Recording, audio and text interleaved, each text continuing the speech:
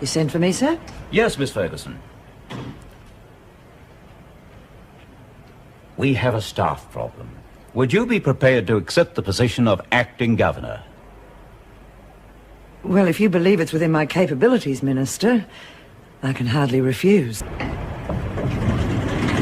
Rostered you for a double shift, Mrs. Morris.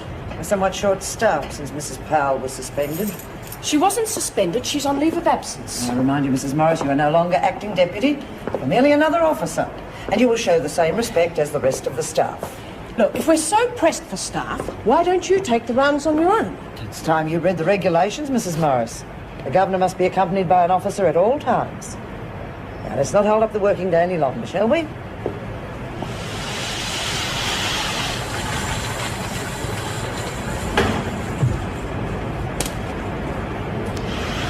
It is usual to come to attention when the governor enters a room. Oh, when do we break out the champagne?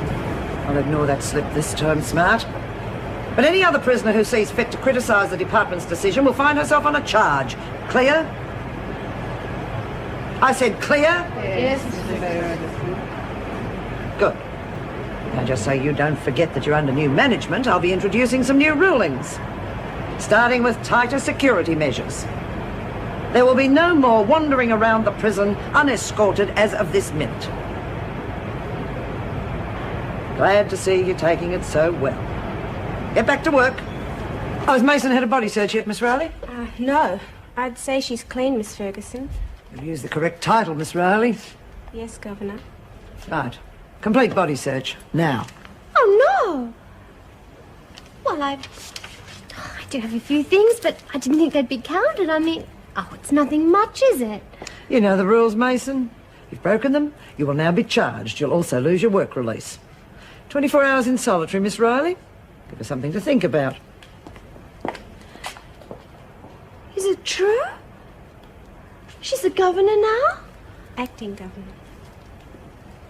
Thank God. I thought you'd gone home and I'd have to call you. Well, what's the problem? H Block won't go back to their cells. What do you mean, won't? Where are they? In the recreation room, I've locked them in. Well, you did the right thing. If that's where they want to stay, let them. All night? Why not? Oh, there'll be a few stiff backs in the morning, but they can't come to any harm. Who's on duty? Helen O'Shea, Gail Brown and myself. Right. Have someone outside the door all night. There'll be no need for a cell patrol. And, that recreation door is not to be unlocked for any reason. Understand? Yes, but... Look, I'll be along shortly to have a little word to our night owls.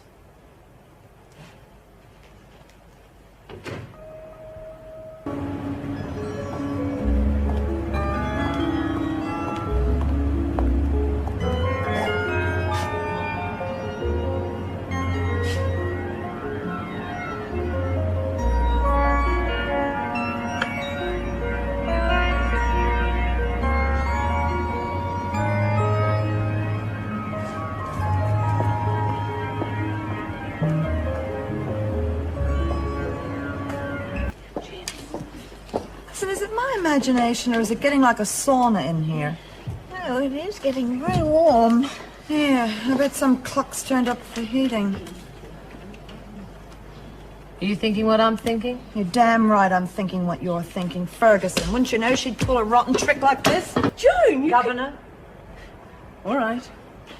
Governor, you've already taken away all their privileges, and now you want to impose more restrictions. It's called discipline, Mrs. Morris. That's why I wanted to speak to you all before you went on duty. This institution has been a laughingstock for the media for too long. That is all going to stop. But if the women were treated properly... They were given every opportunity to return to their cells and they refused. Now, back to work. Oh, Brian. That was very clumsy of you. Now you're going to have to clean it up. Yes, Miss Ferguson.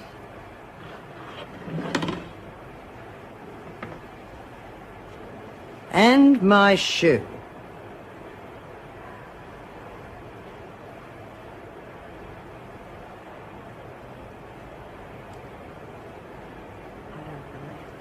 The governor wishes to speak to you. On your feet and face the governor. This way, ladies. Let me start by saying how much we will all miss Mrs. Reynolds. For some reason, she has seen fit to resign her post, and I know we all wish her well. The department has appointed me as her successor. Quiet! And until Blackmore is reopened, Mr. Craven will be my deputy. Now, those of you who know me will realise that changes will be made.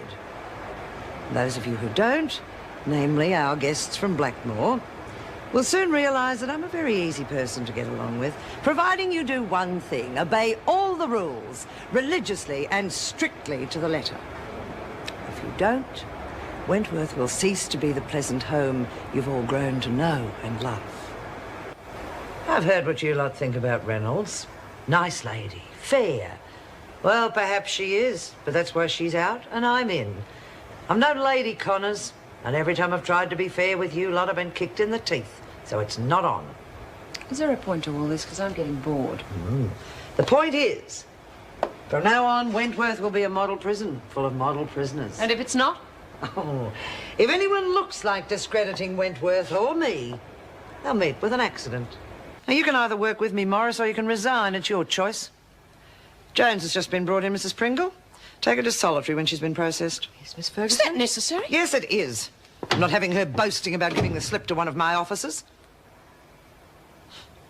And what's this one trying to pull? Wilkinson?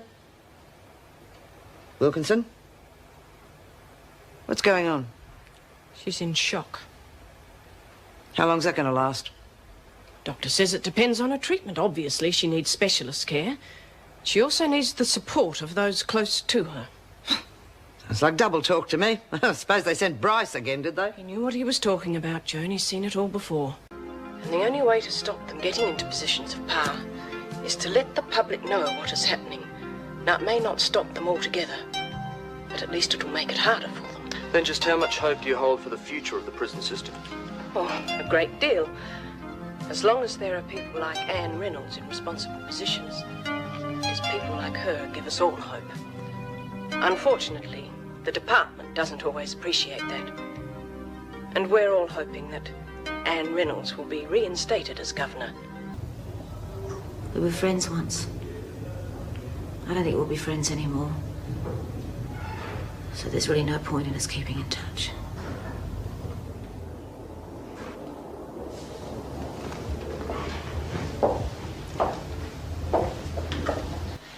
Got a future to start planning, Dwyer. And there is no way that you, Reynolds, or any of the rest of them are going to be a part of it.